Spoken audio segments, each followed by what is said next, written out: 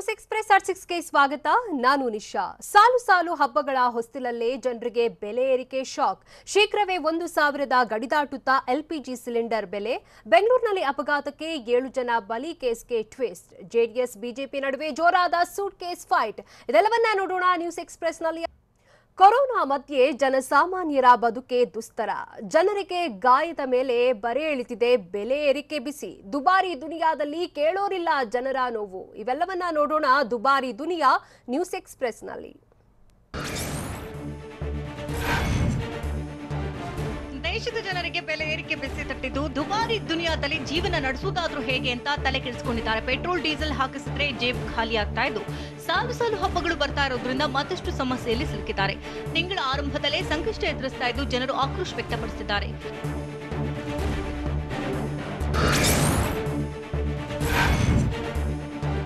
Corona ಹೊಡೆತದಿಂದ ಜನ ಇನ್ನೂ ಕೂಡ ಸುಧಾರಿಸಿಕೊಂಡಿಲ್ಲ. ಮೂರನೇ ಅಲೆ ಭೀತಿಯಲ್ಲಿ ಜನರು ಒದ್ದಾಡ್ತಿದ್ದಾರೆ. ಅದೆಷ್ಟು ಜನ ಕೆಲಸ ಕಳ್ಕೊಂಡು ಇನ್ನೂ ಚೇತರಿಸಿಕೊಂಡಿಲ್ಲ. ಆದ್ರೆ ತುತ್ತು ಅನ್ನಕ್ಕೆ ಇಡೀ ಜೇಬು ಖಾಲಿ ಆಗ್ತಾ ಇದೆ. ಯಾಕಂದ್ರೆ ದಿನೇ ಅಗತ್ಯ ವಸ್ತುಗಳ ಬೆಲೆ ಕೂಡ ಏರಿಕೆ ಆಗ್ತಾ ಇದೆ. ಇದೀಗ ಸಿಲಿಂಡರ್ ಬೆಲೆ ಬರೋಬ್ಬರಿ 25 ರೂಪಾಯಿ ಏರಿಕೆ ಆಗಿದ್ದು ಗಾಯದ ಮೇಲೆ ಬರೆ ಎಳೆಯಲಾಗಿದೆ.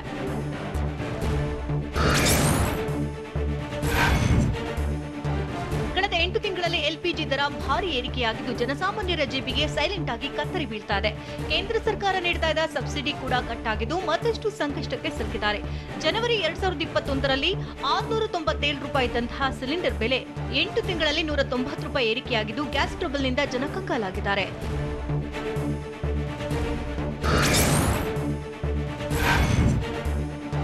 ಕಳೆದ ವರ್ಷದ ಸೆಪ್ಟೆಂಬರ್ನಲ್ಲಿ 14.2 ಕೆಜಿ ಸಿಲಿಂಡರ್ ದರ 597 ರೂಪಾಯಿ ಇತ್ತು.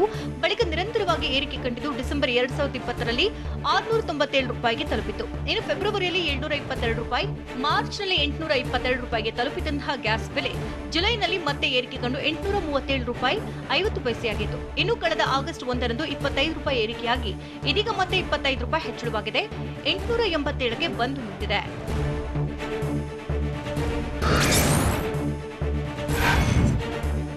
ವಾಹನ ಸ್ಟಾರ್ಟ್ ಮಾಡಿದ್ರೆ ಸವಾರರ ಜೇಬಿಗೆ ಕತ್ತರಿ ಬೀಳ್ತಾ ಇದೆ. ದುಡಿದು ತಿನ್ನೋಕೆ ಕೆಲಸ ಇಲ್ಲ, ಆದಾಯ ಕೂಡ ಇಲ್ಲ. ಇಂತಹ ಸಮಯದಲ್ಲಿ ಪೆಟ್ರೋಲ್ ಬೆಲೆ ದಿನದಿಂದ ದಿನಕ್ಕೆ ಏರಿಕೆ ಆಗ್ತಾ ಇದ್ದು 100 ರೂಪಾಯಿ ಕೊಟ್ಟರು 1 ಲೀಟರ್ ಪೆಟ್ರೋಲ್ ಸಿಗ್ತಿಲ್ಲ. ಪೆಟ್ರೋಲ್ ಮತ್ತು ಡೀಸೆಲ್ ಬೆಲೆ ಜಿಗಿತಾಲ ಇದ್ದು ಇದೇನ ಅಚ್ಚಿ ದಿನ ಅಂತ ವಾಹನ ಸವಾರರು ಆಕ್ರೋಶ ಹೊರಹಾಕ್ತಿದ್ದಾರೆ.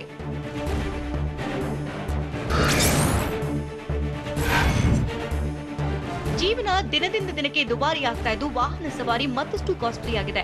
ಬೆಂಗಳೂರಿನಲ್ಲಿ 1 ಲೀಟರ್ ಪೆಟ್ರೋಲ್ ಬೆಲೆ 104 ರೂಪಾಯಿ 84 ಪೈಸೆ ಇದ್ದು 1 ಲೀಟರ್ ಡೀಸೆಲ್ನ ಬೆಲೆ 94 ರೂಪಾಯಿ ಇದೆ. ವರ್ಷದಲ್ಲಿ 1 ಲೀಟರ್ ಪೆಟ್ರೋಲ್ ಬೆಲೆ 26 ರೂಪಾಯಿಗೆ ಏರಿಕೆಯಾಗಿದ್ದು ಲೀಟರ್ ಡೀಸೆಲ್ ಬೆಲೆ 25 ರೂಪಾಯಿ ದುಬಾರಿಯಾಗಿದೆ. ಪೆಟ್ರೋಲ್ ಡೀಸೆಲ್ ಬೆಲೆ ಏರಿಕೆ ಕಂಡು ವಾಹನ ಸವಾರರು ಕಂಗಾಲಾಗಿದ್ದಾರೆ.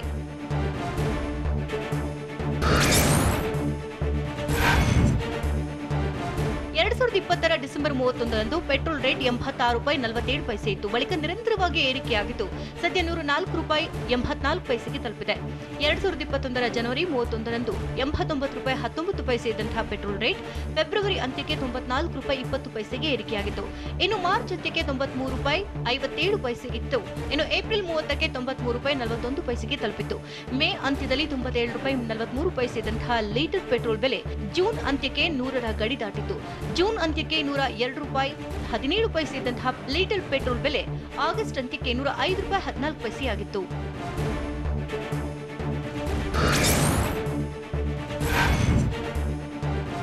ತೈಲ ಬೆಲೆ ಮಾತ್ರವಲ್ಲ, ದಿನಸಿ ಪದಾರ್ಥಗಳ ರೇಟ್ ಕೂಡ ರಾಕೆಟ್ ವೇಗದಲ್ಲಿ ಏರ್ತಾನೆ ಇದೆ. ಅಗತ್ಯ ವಸ್ತುಗಳ ಬೆಲೆ ಹೆಚ್ಚಳದಿಂದಾಗಿ ಜೀವನ ನಡೆಸುವುದು ಕಷ್ಟವಾಗಿದೆ. 5 ತಿಂಗಳ ಹಿಂದೆಯಷ್ಟೇ ದಿನಸಿ ವಸ್ತುಗಳ ದರ ಏರಿಕೆಯಾಗಿತ್ತು. ಸಕ್ಕರೆ, ಅಕ್ಕಿ, ಬೇಳೆ, ಸಾಂಬಾರ್ ಪದಾರ್ಥ, ಅಡುಗೆ ಎಣ್ಣೆ, ಟೀ ಪುಡಿ ಸೇರಿದಂತೆ ಹಲವು ವಸ್ತುಗಳ ದರ ದಿಢೀರಂತ ಹೆಚ್ಚಳವಾಗಿತ್ತು.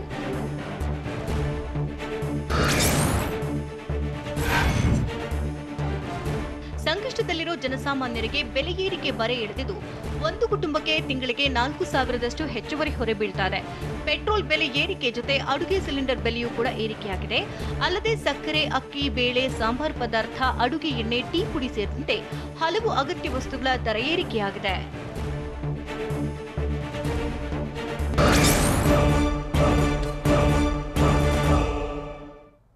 ಬೇಕಾ ಬೇಕಾಬಿಟ್ಟಿ ದರ ಏರಿಕೆ ವಿರುದ್ಧ ಸಾರ್ವಜನಿಕರ ಜನಾಕ್ರೋಶ. ಮುಂದಿನ 3 ತಿಂಗಳಲ್ಲಿ 1000 ಗಡಿ ದಾಟುತ್ತಾ ಸಿಲಿಂಡರ್ ಬೆಲೆ ಏರಿಕೆ ವಿಚಾರವಾಗಿ ಕಾಂಗ್ರೆಸ್ ಬಿಜೆಪಿ ನಡುವಿನ ಟಾಕ್ ವಾರ್ ಹೇಗಿದೆ ನೋಡೋಣ ರೇಟ್ ಬರೆ ನ್ಯೂಸ್ ಎಕ್ಸ್‌ಪ್ರೆಸ್‌ನಲ್ಲಿ. ಅಗತ್ಯ ವಸ್ತುಗಳ ಬೆಲೆ ಗಗನಕ್ಕೇರಿದ್ದು ಜನಸಾಮಾನ್ಯರ ಜೀವನ ಪಾತಾಳಕ್ಕೆ ಕುಸಿದಿದೆ. ತರಕಾರಿ ಬೆಲೆಯು ಏರಿಕೆ ಕಂಡಿದ್ದು ಸುಮಾರು 15 ದಿನಗಳ ಹಿಂದೆ 60 ರಿಂದ 70 ರೂಪಾಯಿ ಇದ್ದ ಬೀನ್ಸ್ ಬೆಲೆ ಸದ್ಯ 90 ರೂಪಾಯಿಗೆ ತಲುಪಿದೆ. ಇನ್ನು ಕ್ಯಾರೆಟ್ ಬೆಲೆ 180 ರಿಂದ 200 ರೂಪಾಯಿಗೆ ಏರಿಕೆಯಾಗಿದೆ. ಇದೇ ರೀತಿ ಬಹುತೇಕ ತರಕಾರಿ ಬೆಲೆ ಏರಿಕೆ ಕಂಡಿದ್ದು ಗ್ರಾಹಕರು ಕಂಗಾಲಾಗಿದ್ದಾರೆ. ಇನ್ನು ಧಾನ್ಯಗಳ ಬೆಲೆಯೂ ಏರಿಕೆಯಾಗಿದ್ದು ತೊಗರಿ ಬೆಳೆ 102 ರೂಪಾಯಿ ಇದ್ದಿದ್ದು 110ಕ್ಕೆ ತಲುಪಿದೆ. ಇನ್ನು ಕಡಲೆಬೇಳೆ 70ಕ್ಕೆ ಏರಿಕೆಯಾಗಿದೆ. ಕೆಜಿ ಕಡಲೆಕಾಳು 56 ರೂಪಾಯಿ ಇದ್ದಿದ್ದು 65 ರೂಪಾಯಿ ಆಗಿದ್ದು ಹೆಸರುಕಾಳು 80 ರಿಂದ 85ಕ್ಕೆ ಏರಿಕೆಯಾಗಿದೆ.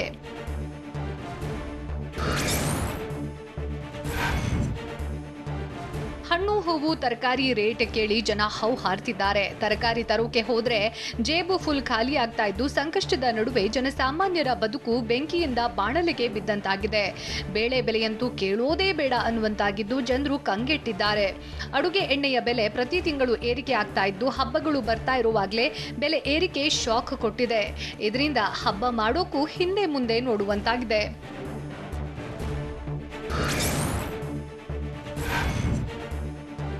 ಮುಂದಿನ 3 ತಿಂಗಳಲ್ಲಿ ಎಲ್ಪಿಜಿ ಸಿಲಿಂಡರ್ ಬೆಲೆ 1000 ರೂಪಾಯಿಯ ಗಡಿ ದಾಟುತ್ತೆ ಅಂತ ಹೇಳಲಾಗ್ತಾ ಇದೆ. ಮುಂದಿನ 3 ತಿಂಗಳು ನಿರಂತರವಾಗಿ ಬೆಲೆ ಏರಿಕೆಯಾಗುತ್ತೆ ಅಂತ ಆಯಿಲ್ ಇಂಡಿಯನ್ ಎಲ್ಪಿಜಿ ಫೆಡರೇಷನ್ ತಿಳಿಸಿದೆ. ಚಳಿಗಾಲದಲ್ಲಿ ಯುರೋಪ್ ದೇಶಗಳಲ್ಲಿ ಗ್ಯಾಸ್ ಬೇಡಿಕೆ ಹೆಚ್ಚಾಗುತ್ತೆ. ಇದರಿಂದ ಅಂತಾರಾಷ್ಟ್ರೀಯ ಮಟ್ಟದಲ್ಲಿ ಬೇಡಿಕೆ ಹೆಚ್ಚಾಗಿ ಚಳಿಗಾಲದಲ್ಲಿ ಮತ್ತೆ ಎಲ್ಪಿಜಿ ಬೆಲೆ ಏರಿಕೆಯಾಗುವ ಸಾಧ್ಯತೆ ಇದೆ ಅಂತ ತಿಳಿಸಿದೆ.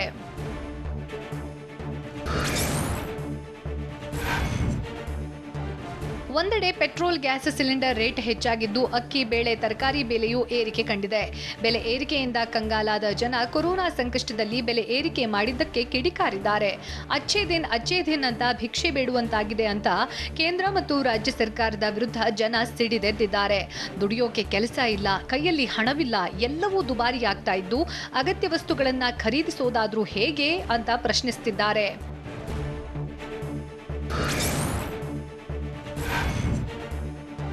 ಬೆಲೆ ಏರಿಕೆ ವಿರುದ್ಧ ಜನಾಕ್ರೋಶ ವ್ಯಕ್ತವಾಗಿದೆ. ಧರ್ಮದ ಹೆಸರಿನಲ್ಲಿ ದೇಶದಲ್ಲಿ ಆಳ್ವಿಕೆ ಮಾಡೋಕೆ ಹೋದ್ರೆ ನಮ್ಮ ದೇಶವು ಅಫ್ಘಾನಿಸ್ತಾನದ ರೀತಿಗೆ ಆಗುತ್ತೆ ಅಂತ ಕೇಂದ್ರ ಸರ್ಕಾರದ ವಿರುದ್ಧ ಬೆಂಗಳೂರಿಗರು ತೀವ್ರ ಆಕ್ರೋಶ ವ್ಯಕ್ತಪಡಿಸುತ್ತಿದ್ದಾರೆ.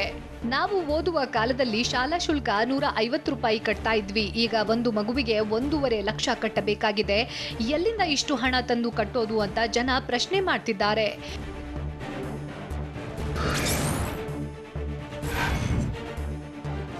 ಎಲ್ಪಿಜಿ ಅಡುಗೆ ಸಿಲಿಂಡರ್ ತೈಲ ಬೆಲೆ ಏರಿಕೆಗೆ ವಿಪಕ್ಷ ನಾಯಕ ಸಿದ್ದರಾಮಯ್ಯ ಗುಡುಗಿದ್ದು ಕೇಂದ್ರ ಸರ್ಕಾರದ ವಿರುದ್ಧ ವಾಗ್ದಾಳಿ ನಡೆಸಿದ್ದಾರೆ. ನರೇಂದ್ರ ಮೋದಿ ಪ್ರಧಾನಿಯಾಗಿ 7 ವರ್ಷವಾಗಿದೆ. ಆದರೆ ದೇಶ ಇಂದು ಹಲವು ಸಂಕಷ್ಟಗಳನ್ನು ಎದುರಿಸ್ತಾ ಇದೆ ಅಂತ ಬೆಂಗಳೂರಿನಲ್ಲಿ ಸಿದ್ದರಾಮಯ್ಯ ಹೇಳಿದ್ದಾರೆ. ಅಲ್ಲದೆ ದೇಶದಲ್ಲಿ ಅಗತ್ಯ ವಸ್ತುಗಳ ಬೆಲೆ ಯದ್ವಾತದ್ವಾ ಏರಿಕೆಯಾಗಿದ್ದು ಕೇಂದ್ರ ಸರ್ಕಾರ ದೇಶವನ್ನ ಮಾರೋದಕ್ಕೆ ಮುಂದಾಗಿದೆ ಅಂತ ಕಿಡಿಕಾರಿದ್ರು.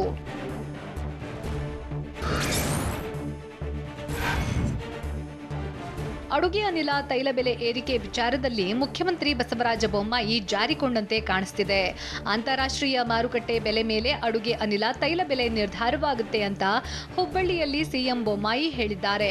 ಅಲ್ಲದೆ ಹಿಂದೆ ಏನು ಮಾಡಿದ್ದಾರೆ ಅನ್ನೋದು ಕಾಂಗ್ರೆಸ್ನವರಿಗೆ ಗೊತ್ತಿದೆ. ಆಯಿಲ್ ಬಾಂಡ್ ವಿಚಾರ ಏನಾಗಿತ್ತು ಅಂತ ಸಿಎಂ ಪ್ರಶ್ನೆ ಮಾಡಿದ್ದಾರೆ.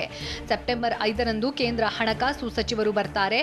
ಅವರ ಜೊತೆ ತೈಲ ಬೆಲೆ ಏರಿಕೆ ಬಗ್ಗೆ ಚರ್ಚೆ ಮಾಡುವೆ ಅಂತ ಸಿಎಂ ಬೊಮ್ಮಾಯಿ ಹೇಳಿದ್ರು.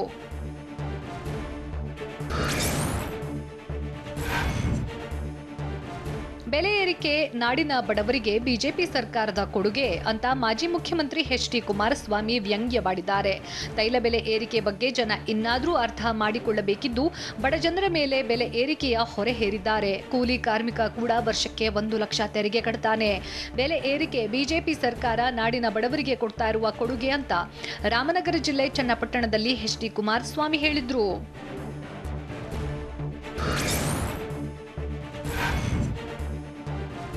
ಪೆಟ್ರೋಲ್ ಡೀಸೆಲ್ ಗ್ಯಾಸ್ ಬೆಲೆ ಏರಿಕೆ ಬಗ್ಗೆ ನನ್ನ ಪ್ರತಿಕ್ರಿಯೆ ಕೇಳಬೇಡಿ ಅಂತ ರಾಜ್ಯ ಬಿಜೆಪಿ ಉಸ್ತುವಾರಿ ಅರುಣ್ ಸಿಂಗ್ ಹೇಳಿದ್ದಾರೆ. ಒಟ್ಟಾರೆಯಾಗಿ ಹಣದುಬ್ಬರ ಸರ್ಕಾರದ ನಿಯಂತ್ರಣದಲ್ಲಿ ಇದೆ. ಬೆಲೆ ಏರಿಕೆ ಬಗ್ಗೆ ಅರ್ಥಶಾಸ್ತ್ರಜ್ಞರ ಬಳಿ ಕೇಳ್ಕೊಳ್ಳಿ. ಇದರ ಬಗ್ಗೆ RBI ಗವರ್ನರ್ ಮಾತಾಡ್ತಾರೆ ಅಂತ ಬೆಂಗಳೂರಿನಲ್ಲಿ ಬೆಲೆ ಏರಿಕೆ ವಿಚಾರವನ್ನ ಅರುಣ್ ಸಿಂಗ್ ಸಮರ್ಥಿಸಿಕೊಂಡಿದ್ದಾರೆ.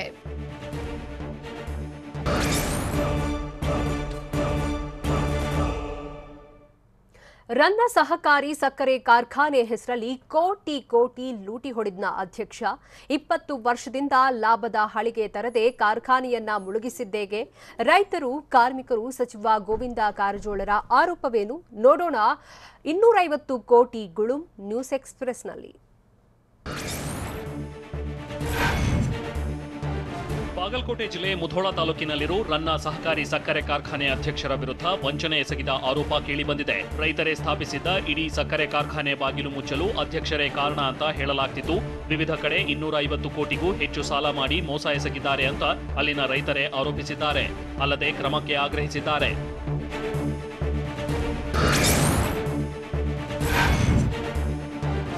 ರನ್ನ ಸಹಕಾರಿ ಕಾರ್ಖಾನೆಯನ್ನ 1999ರಲ್ಲಿ ಆರಂಭಿಸಲಾಗಿದೆ. ಸರ್ಕಾರದ 12 ಕೋಟಿ ಹಣದ ಜೊತೆಗೆ 12,000 ರೈತರಿಂದ ತಲಾ 5,000 ಷೇರು ಹಣ ಸಂಗ್ರಹಿಸಿ ಒಟ್ಟು 40 ಕೋಟಿ ರೂಪಾಯಿಯಲ್ಲಿ ಕಾರ್ಖಾನೆ ಶುರು ಮಾಡಲಾಗಿತ್ತು. ಮೊದಲು 1.5 ವರ್ಷ ಗೋವಿಂದ ಕಾರಜೋಳ ಅಧ್ಯಕ್ಷರಾಗಿದ್ರು. ಆ ಬಳಿಕ ಕಳೆದ 20 ವರ್ಷಗಳಿಂದ ಅಧಿಕಾರ ಚಲಾಯಿಸ್ತಾ ಇರೋ ರಾಮಣ್ಣ ತಳೇವಾಡ ಸಕ್ಕರೆ ಕಾರ್ಖಾನೆಯನ್ನ ಅಧೋಗತಿಗೆ ತಂದು ನಿಲ್ಲಿಸಿದ್ದಾರೆ ಎನ್ನಲಾಗಿದೆ. ಕಾರ್ಖಾನೆ ಹೆಸರಿನಲ್ಲಿ ಮನ ಬಂದಂತೆ ಕೋಟಿ ಕೋಟಿ ಹಣ ಲೂಟಿ ಹೊಡೆದಿದ್ದಾರೆ ಅನ್ನೋ ಆರೋಪವು ಬಲವಾಗಿ ಕೇಳಿಬಂದಿದೆ.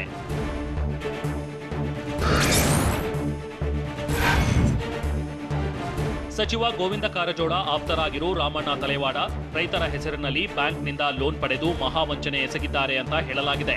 ಸಹಕಾರ ಡಿಸಿಸಿ ಬ್ಯಾಂಕ್ನಲ್ಲಿ 250 ಕೋಟಿ ರೂಪಾಯಿ ಸಾಲ ಪಡೆದು ಬಿಂದಾಸ್ ಆಗಿ ಓಡಾಡ್ತಿದ್ದಾರಂತೆ.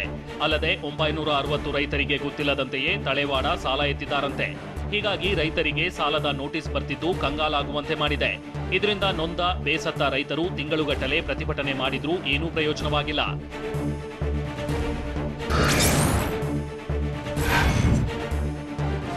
ರನ್ನ ಸಕ್ಕರೆ ಕಾರ್ಖಾನೆ ಅಧ್ಯಕ್ಷ ರಾಮಣ್ಣ ತಳೇವಾಡರಿಂದ ರೈತರಿಗೆ ಮಾತ್ರವಲ್ಲ ಕಾರ್ಖಾನೆ ಕಾರ್ಮಿಕರಿಗೂ ಸಂಕಷ್ಟ ಅನುಭವಿಸುವಂತಾಗಿದೆ. ಸಚಿವ ಗೋವಿಂದ ಕಾರಜೋಳರ ಆಪ್ತರ ವಂಚನೆಯಿಂದಾಗಿ ಕಾರ್ಮಿಕರು ಬೀದಿಗೆ ಬಿದ್ದಿದ್ದು 10 ಕೋಟಿಗೂ ಹೆಚ್ಚು ವೇತನದ ಹಣವನ್ನ ಸಕ್ಕರೆ ಕಾರ್ಖಾನೆ ಬಾಕಿ ಇರಿಸಿಕೊಂಡಿದೆ. ಬೀದಿಗೆ ಬಿದ್ದಿರೋ ಕಾರ್ಮಿಕರು ಮತ್ತೆ ಕಾರ್ಖಾನೆ ಆರಂಭಿಸಿ ಅಂತ ಒತ್ತಾಯಿಸಿದ್ದಾರೆ. ಸಾಲದಿಂದಾಗಿ ಹಳಿ ತಪ್ಪಿದ ರನ್ನ ಸಕ್ಕರೆ ಕಾರ್ಖಾನೆಯನ್ನ ಆರಂಭಿಸಿ ಅಂತ ರೈತರು ಕೂಡ ಆಗ್ರಹಿಸಿದ್ದಾರೆ.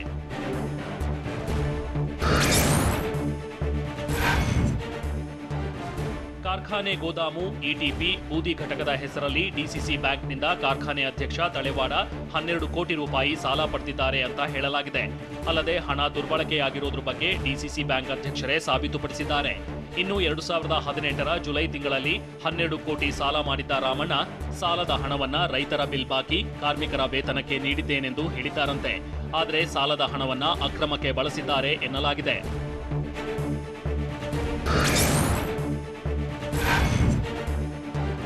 ರನ್ನ ಸಕ್ಕರೆ ಕಾರ್ಖಾನೆ ಹೆಸರಲ್ಲಿ 3-4 ಬ್ಯಾಂಕ್ಗಳಿಂದ 250 ಕೋಟಿ ರೂಪಾಯಿ ರಾಮಣ್ಣ ಸರಣಿ ಸಾಲ ಮಾಡಿದ್ದಾರೆ ಎನ್ನಲಾಗಿದೆ. ಅಪೆಕ್ಸ್ ಬ್ಯಾಂಕ್ನಿಂದ 72 ಕೋಟಿ, ಬ್ಯಾಂಕ್ ಆಫ್ ಇಂಡಿಯಾದಿಂದ 62 ಕೋಟಿ, ಡಿಸಿಸಿ ಬ್ಯಾಂಕ್ನಿಂದ 100 ಕೋಟಿ ತೆಗೆದಿದ್ದಾರಂತೆ. 1.5 ವರ್ಷದಿಂದ ಸಕ್ಕರೆ ಕಾರ್ಖಾನೆ ಬಂದಾಗಿದ್ದು ಕಾರ್ಖಾನೆ ಆಡಳಿತ ಮಂಡಳಿಯನ್ನ ಸೂಪರ್ ಸೀಡ್ ಮಾಡುವಂತೆ ಕಳೆದ 39 ದಿನದಿಂದ ಧರಣಿ ಮಾಡ್ತಾ ಕಾರ್ಮಿಕರು ಒತ್ತಾಯಿಸಿದ್ದಾರೆ. ಕಾರ್ಮಿಕರ ಹೋರಾಟಕ್ಕೆ ಸಚಿವ ಗೋವಿಂದ ಕಾರಜೋಳ ಕೂಡ ಕೇರ್ ಮಾಡ್ತಿಲ್ಲ.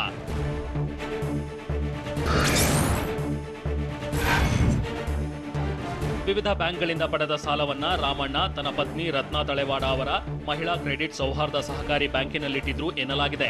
ಬ್ಯಾಂಕ್ ಆಫ್ ಇಂಡಿಯಾದಲ್ಲಿ 13% ಬಡ್ಡಿ ಇದ್ರೂ ಪತ್ನಿ ಬ್ಯಾಂಕ್ನಲ್ಲಿ ಕೇವಲ 6.25 ಬಡ್ಡಿಗೆ ಹಣ ಇಟ್ಟಿದ್ರಂತೆ. ಹಣದ ಬಗ್ಗೆ ಸಹಕಾರ ಇಲಾಖೆ ಶುಗರ್ ಕಮಿಷನ್ ತನಿಖೆ ನಡೆಸಿದಾಗ ರಾಮಣ್ಣ ಪ್ರಭಾವ ಬಳಸಿ ಬಚಾವಾಗಿದ್ದಾರೆ ಅಂತ ಹೇಳಲಾಗಿದೆ. ಆ ಬಳಿಕ ಅಕ್ರಮ ನಡೆದಿಲ್ಲ ಅಂತ ಸಾಬೀತು ಮಾಡುವಲ್ಲಿ ರಾಮಣ್ಣ ಯಶಸ್ವಿಯಾಗಿದ್ದರಂತೆ.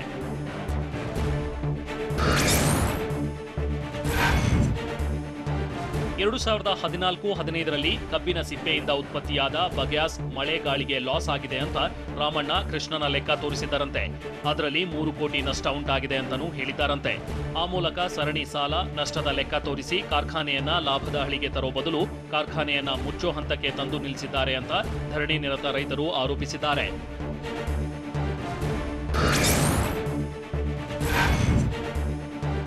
ಸಚಿವ ಸ್ಥಾನದಲ್ಲಿದ್ದರೂ ಗೋವಿಂದ ಕಾರಜೋಳ ಜವಾಬ್ದಾರಿ ಮರೆತಂತೆ ಉತ್ತರಿಸಿದ್ದಾರೆ.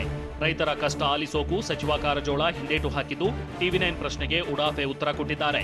ನನ್ನನ್ನ ಕಾರ್ಖಾನೆ ವಿಚಾರದಲ್ಲಿ ಎಳೆದು ತರಲು ಹೋಗಬೇಡಿ, ರೈತರೇ ಕಾರ್ಖಾನೆ ನೋಡಿಕೊಳ್ತಿದ್ದಾರೆ, ಅವರೇ ಉತ್ತರಿಸಲಿ ಅಂತ ಗೋವಿಂದ ಕಾರಜೋಳ ಹೇಳಿದ್ರು.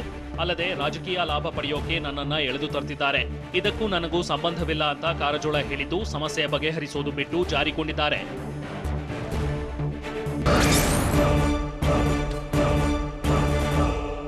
ಬೆಂಗಳೂರಿನಲ್ಲಿ ಸಂಭವಿಸಿದ್ದ ಡೆಡ್ಲಿ ಆಕ್ಸಿಡೆಂಟ್ಗೂ ಮುನ್ನ ನಡೆದಿದ್ದೇನು? ಅರುಣ್ ಸಿಂಗ್ HDK ನಡುವೆ ವಾಕ್ಸಮರ ಹೇಗಿತ್ತು? ವ್ಯಾಕ್ಸಿನ್ ಹಾಕಲು ಬಂದ ಆರೋಗ್ಯ ಸಿಬ್ಬಂದಿಯನ್ನ ಅಟ್ಟಾಡಿಸಿದ್ದೇಕೆ ಎಣ್ಣೆ ಪಾರ್ಟಿ? ನೋಡೋಣ ಸಮಗ್ರ ನ್ಯೂಸ್ ಎಕ್ಸ್‌ಪ್ರೆಸ್‌ನಲ್ಲಿ. ಬೆಂಗಳೂರು ಭೀಕರ ಅಪಘಾತದ ಮತ್ತಷ್ಟು ಇನ್ಸೈಡ್ ಸ್ಟೋರಿ ಲಭ್ಯವಾಗಿದ್ದು, ಅಪಘಾತದ ದಿನದ ಹಿಂದೆಯೂ ಬಿಂದು ವಾಸವಿದ್ದ ಪಿಜಿ ಬಳಿ ಕರುಣಾಸಾಗರ್ ಬಂದು ಹೋಗಿದ್ದ.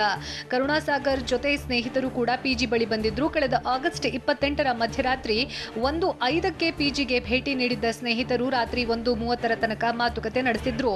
ಮಧ್ಯರಾತ್ರಿ 1:30ರ ಬಳಿಕ ಪಿಜಿಯಿಂದ ಹೊರಬಂದ ಕರುಣಾಸಾಗರ್ 2:28ಕ್ಕೆ ಮತ್ತೆ ವಾಪಸ್ಸಾಗಿದ್ದ. ನಂತರ 3:54ಕ್ಕೆ ಪಿಜಿಯಿಂದ ಹೊರಬಂದಿದ್ದ.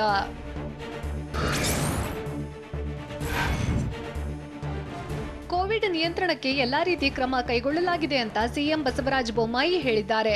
ಹುಬ್ಬಳ್ಳಿಯಲ್ಲಿ ಮಾತನಾಡಿದ ಸಿಎಂ, ವೀಕೆಂಡ್ ಕರ್ಫ್ಯೂ ಬಗ್ಗೆ ತಜ್ಞರ ಜೊತೆ ಚರ್ಚಿಸಿ ಕ್ರಮ ಕೈಗೊಳ್ಳಲಾಗುವುದು ಅಂತ ತಿಳಿಸಿದ್ದಾರೆ. ಅಲ್ಲದೆ ಸಾರ್ವಜನಿಕ ಗಣೇಶೋತ್ಸವ ಆಚರಣೆಗೆ ಅನುಮತಿ ವಿಚಾರಕ್ಕೆ ಸಂಬಂಧಪಟ್ಟ ಹಾಗೆ ಸಿಎಂ ಪ್ರತಿಕ್ರಿಯೆ ಕೊಟ್ಟಿದ್ದಾರೆ. ಜಿಲ್ಲೆಗಳಿಂದ ಅಂತಿಮ ವರದಿ ತರಿಸಿಕೊಂಡು ಬಳಿಕ ತೀರ್ಮಾನ ಕೈಗೊಳ್ಳಲಾಗುತ್ತೆ ಅಂತಾನೂ ಸಿಎಂ ಬೊಮ್ಮಾಯಿ ಹೇಳಿದ್ದಾರೆ.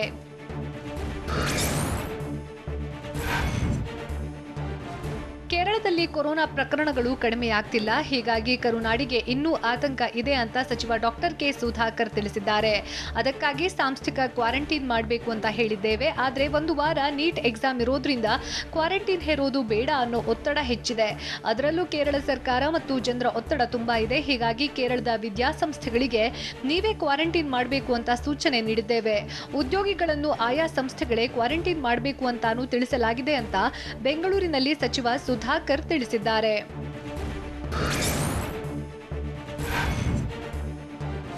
ಮಾಜಿ ಸಿಎಂ ಎಚ್.ಡಿ. ಕುಮಾರಸ್ವಾಮಿ ಬಿಜೆಪಿ ರಾಜ್ಯ ಉಸ್ತುವಾರಿ ಅರುಣ್ ಸಿಂಗ್ಗೆ ತಿರುಗೇಟು ಕೊಟ್ಟಿದ್ದಾರೆ.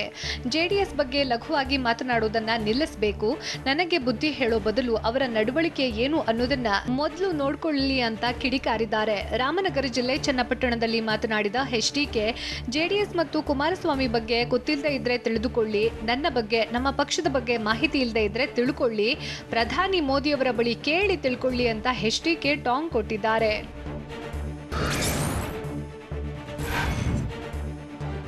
ಬಿಜೆಪಿ ಶಾಸಕ ಸತೀಶ್ ರೆಡ್ಡಿ ಕಾರುಗಳಿಗೆ ಬೆಂಕಿ ಇಟ್ಟ ಪ್ರಕರಣದ ತನಿಖೆ ಸಿಸಿಬಿಗೆ ವರ್ಗಾಯಿಸಿ ಬೆಂಗಳೂರು ನಗರ ಪೊಲೀಸ್ ಆಯುಕ್ತ ಕಮಲ್ ಪಂತ್ ಆದೇಶ ಮಾಡಿದ್ದಾರೆ.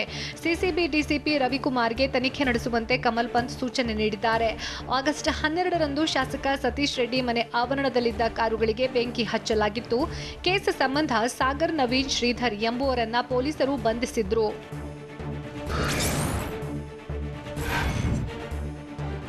ಐಪಿಎಸ್ ಅಧಿಕಾರಿ ವರ್ತಿಕಾ ಕಟಿಯಾರ್ ತನ್ನ ಪತಿ ನಿತಿನ್ ಸುಭಾಷ್ ಮಾಡಿದ್ದ ಆರೋಪಕ್ಕೆ ಸ್ಪಷ್ಟನೆ ಕೊಟ್ಟಿದ್ದಾರೆ.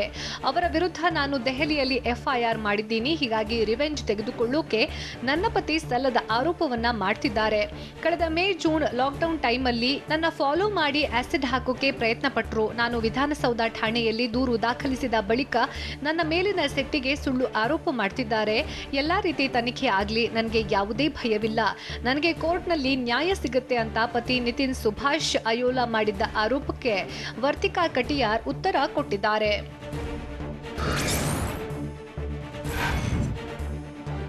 ಯಾದಗಿರಿ ಜಿಲ್ಲೆ ವಡಗೇರಾ ತಾಲೂಕಿನ ಬೆಂಡಬೆಂಬಳಿಯಲ್ಲಿ ವ್ಯಕ್ತಿಯೊಬ್ಬ ಆರೋಗ್ಯ ಸಿಬ್ಬಂದಿ ಮೇಲೆ ಹಲ್ಲೆಗೆ ಯತ್ನಿಸಿದ್ದಾನೆ. ಕೋವಿಡ್ ಲಸಿಕೆ ಹಾಕೋಕೆ ಬಂದ ಸಿಬ್ಬಂದಿಯನ್ನ ಬಡಿಗೆ ಹಿಡಿದುಕೊಂಡು ಅಟ್ಟಾಡಿಸಿದ್ದಾನೆ. ಈ ವೇಳೆ ಆರೋಗ್ಯ ಸಿಬ್ಬಂದಿ ತಪ್ಪಿಸಿಕೊಂಡು ಓಡಿ ಬಚಾವಾಗಿದ್ದಾರೆ. ಯಾರೂ ನಮಗೆ ಲಸಿಕೆ ನೀಡೋಕೆ ಬರಬೇಡಿ, ಯಾರೇ ಬಂದರೂ ಹೊಡೆದು ಕಳಿಸ್ತೀವಿ ಅಂತ ವ್ಯಕ್ತಿ ಆರೋಗ್ಯ ಸಿಬ್ಬಂದಿಗೆ ವಾರ್ನಿಂಗ್ ಕೊಟ್ಟಿದ್ದಾನೆ.